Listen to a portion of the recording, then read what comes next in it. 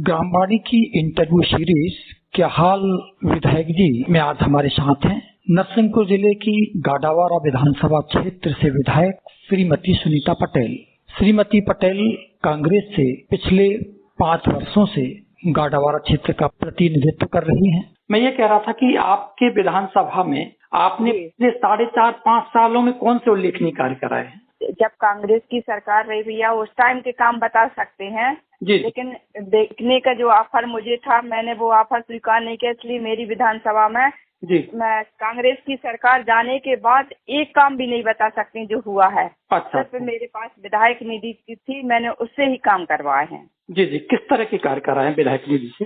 विधायक निधि से मैंने लोगों के पास, जो किसानों के पास डीपीयां नहीं थी तो डीपी लगवाई, जहाँ जंगल क्षेत्र था वहाँ बिजली की व्यवस्था नहीं थी वहाँ बिजली की व्यवस्था करवाई है।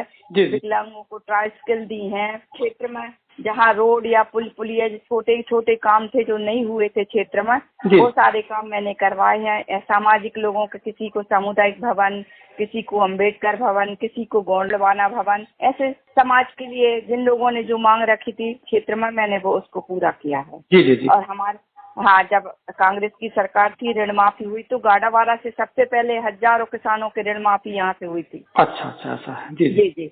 काफी गौशाला भी बनवाई थी, लेकिन अब इस सरकार ने आने के बाद बजट में नहीं रखा गौशालाओं के लिए कुछ पैसा, तो पूरी भवन ऐसे ही पड़े हैं, एक भी गौ वहाँ नहीं है। और गाडावारा से लेके आप उदयपुरा तक जाइए, आपको सैकड़ों गाय रोड पे भी पड़ी मिलेंगी। अरे जी। आप विधायक रही तब भी काफी सक्रिय थी, जब विधायक नहीं थी तब भी काफी सक्रिय थी, तो आपकी सक्रियता का क्षेत्र जनजीवन पर क्या प्रभाव है, क्या असर देखते हैं आप? जी, मैं सन 94 से जनपद की अध्यक्ष रही, जिला पंचायत की सदस्य रही। सन 8 में मुझे टिकट मिला था, लेकिन कुछ कारणवश टिकट काट दिया था कांग्रेस ने। तो मैं सन 8 में भी मैं चुनाव लड़ी थी जी। और उस टाइम भी मुझे 26,000 वोट मिले थे। मेरे यहाँ पूरे मध्य प्रदेश में सोनिया जी 2 जगह आई थी, मेरे क्षेत्र में आई थी और एक क्षेत्र में और आई थी जी। तो मैं 3-4 हजार वोट से पीछे रह गई थी। तो मैंने कहा कोई नहीं, मेरी नेता आई है, तो मुझे उसमें बड़ी खुशी हुई थी कि मेरे कारण मेरी नेता मेरे क्षेत्र में आई है। अच्छा। जी। और दूसरी बार का चुनाव में तेरह का भी लड़ी, तो उसमें कांग्रेस तीसरे नंबर चली गई थी, भाजपा जीत गई थी, मैं 2nd नंबर पर रही थी। जी। फिर मुझे 18 में टिकट दिया गया, तो मैं नरसिंहपुर जिले में सबसे ज्यादा वोटों से जीती हुई थी। जी बिल्कुल। फिर से एक बार विधायक चुने जाते हैं तो क्षेत्र के विकास के लिए अब आपके पास क्या विजन है, क्या आपका दृष्टिकोण है कि हम आगे चल के इस तरह का काम करेंगे? बिल्कुल दृष्टिकोण जी है भैया, मैं हमेशा क्षेत्र में रहती हूँ, लोगों से काफी साल से घर से जुड़ी हूँ और हर क्षेत्र की समस्या मेरे पास है। लेकिन सरकार रहती है तो विधायक बहुत सारे काम करवा सकते हैं, सरकार नहीं रहती तो फिर थोड़ा कम काम करवा पाते हैं। जी। इसलिए मैं लोगों से अपील कर रही हूँ, क्षेत्र में जा रही हूँ, बोल रही हूँ कि इस बार कांग्रेस को आप विजय बनाइए, कमलनाथ जी को मुख्यमंत्री बनाइए, तो जो छूटे काम है उनको मैं पूरा करूंगी। जी ये तो है। कोरोना के बाद से कुछ स्थितियां बदली हुई हैं, तो अब लोगों को महंगाई से भी जूझना पड़ रहा है, रोजगार की भी समस्या है, तो लोगों पलायन भी कर रहे हैं, तो इस क्षेत्र में आपका किस तरह का कार्य रहेगा? हमारे क्षेत्र में कोरोना से बहुत नुकसान हो गया था, उस टाइम से मैं लगातार सक्रिय हूँ और लोगों के लिए बोलती हूँ कि मैं अगर सरकार बनती है तो हमारे यहाँ क्षेत्र में एनटीपीसी है। जी। काफी लोगों को रोजगार मिल सकता है, लेकिन भाजपा के सरकार में इन लोगों ने बहुत सारे लोगों को बाहर से बुला के काम पे लगाया है। तो अगर हमारी सरकार बनती है तो एनटीपीसी में हमारे क्षेत्र के बहुत सारे बच्चे काम कर सकते हैं और हमारे क्षेत्र में बहुत सारे सरकारी शुगर मिल बन सकती है, हमारी सरकार रहेगी। हमारा गाडावारा को हम जिला बनाने की मांग रखेंगे, इसको जिला बनाएंगे। जी। अच्छा ऐसा है, गाडावारा को जिला बनाएंगे। बिल्कुल। जी। महिला प्रतिनिधि हैं जिले की, तो आप अपने क्षेत्र की महिलाओं की स्थिति, आदिवासियों की स्थिति पे क्या विचार है आपका, क्या स्थिति देखते हैं आप?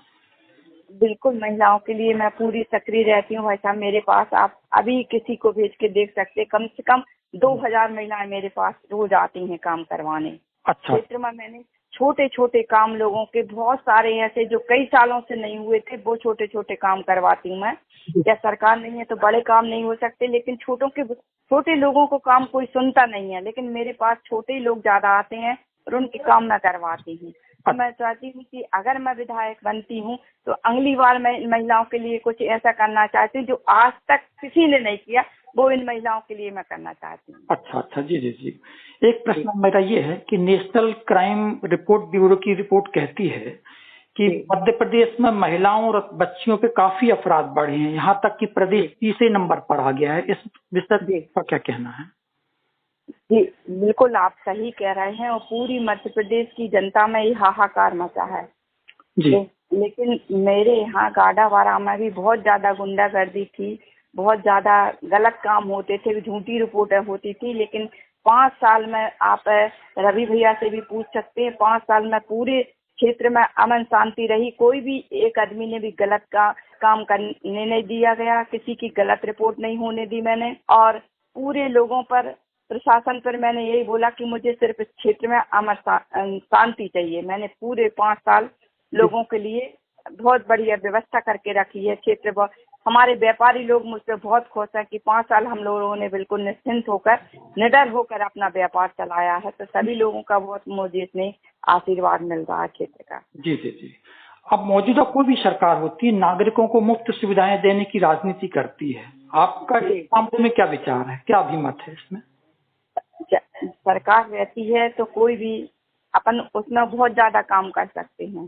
15 महीने में मैंने आपकी सरकार आपके द्वार कार्यक्रम होते थे तो क्षेत्र में लगातार कलेक्टर, जिला पंचायत का कलेक्टर से लेकर नीचे का अधिकारी तक उस आपकी सरकार आपके द्वार में आते थे और गांव-गांव टेबल लगा कर टेबल पर पूरे काम निपटाते जाते थे। लेकिन इस सरकार में मुझे 3 साल में हो गए, लोग बीपीएल के जाति प्रमाण पत्र के लिए, आवास की किस्त के लिए, अभी आपको बताऊं जब से लाडली बहना शुरू हुआ है, लोगों को 3 महीने से उनके माँ बाप को या सास ससुर को पेंशन नहीं मिली। जो 300-600 रुपए मिलती है वो पेंशन नहीं मिली। खाद्यान्न नहीं बटा है और लोगों को बहुत सारी योजनाओं का पैसा नहीं मिला है, सिर्फ लाडली बहना का पैसा मिल रहा है। जितनी हमारी कन्यादान योजना के जितने भी शिविर हुए, उन शिविर की बच्चियों को पैसे नहीं मिले अभी तक। तो ऐसी बहुत सारी अव्यवस्था होने के बाद फिर लाडली बहना शुरू करने के लिए उन्होंने लेवल बनाने, अपना नंबर बढ़ाने के लिए योजना चलाई है। लोगों को बहुत सारे असंतुष्ट हैं, इससे लाडली बहना का हमारे क्षेत्र में कोई प्रभाव पड़ने वाला नहीं है। नहीं, मेरा प्रश्न थोड़ा सा ये था कि सरकारें लोगों को मुफ्त सुविधाएं देने की बात कर रही हैं, उस पर आपका अभिमत क्या है? मेरा ये प्रश्न है। एक्चुअली काफी कई योजनाएं ऐसी कि सिर्फ उसमें सब सुविधाएं हैं, लोग काम नहीं करना चाहते। इस मामले में आपका दृष्टिकोण क्या है? मेरा यही है कि सिर्फ योजना पेपर तक है, जमीन पर नहीं है। अच्छा, जमीन पर नहीं है। जी जी जी, जमीन पर नहीं है। आप जमीन पर सर्वे करिए तो योजना जमीन पर नहीं आ पाती है, सिर्फ नेताओं के मंचों तक रहती हैं और अधिकारियों के टेबल तक रहती हैं। अच्छा, ऐसा। जी जी। एक आखिरी सवाल मेरा सिर्फ ये है कि आप अपने क्षेत्र में किस तरह की चुनौतियां देखती हैं? आज हम क्षेत्र में देख रहे हैं, लोग महंगाई से जूझ रहे हैं जी। आज क्षेत्र में जो शासन की योजना है उनका लाभ लोगों को नहीं मिल रहा, ये देख रहे हैं। हमारे क्षेत्र में रेत का अवैध उत्खनन बहुत ज्यादा था। मैं जब विधायक रही तो मैंने उसको रोकने का पूरा प्रयास किया। मैं खदानों पर जाती थी, रात को मैंने ट्रक रुकवाए हैं और यहाँ के थाने और स्कूल ट्रकों से भर दिए थे। भाजपा के शासन में जब नीति बन गई तो पूरी हमारे क्षेत्र की रेत दूसरे प्रदेशों में जाने लगी। अच्छा। भाई साहब, मैंने 1 महीने का अनशन किया था। मुख्यमंत्री जी ने मुझे, मैंने मांग रखी थी क्षेत्र के आवास के लिए या सरकारी निर्माण के लिए आप सस्ती रेत उपलब्ध करा दीजिए ताकि लोगों के काम हो सके। आज महंगी रेट होने के कारण न आवास बने हैं, न क्षेत्र में सरकारी काम सही हो पाए हैं। जी जी जी, बहुत बहुत धन्यवाद, आपने समय दिया। बहुत बहुत धन्यवाद आपको। जी।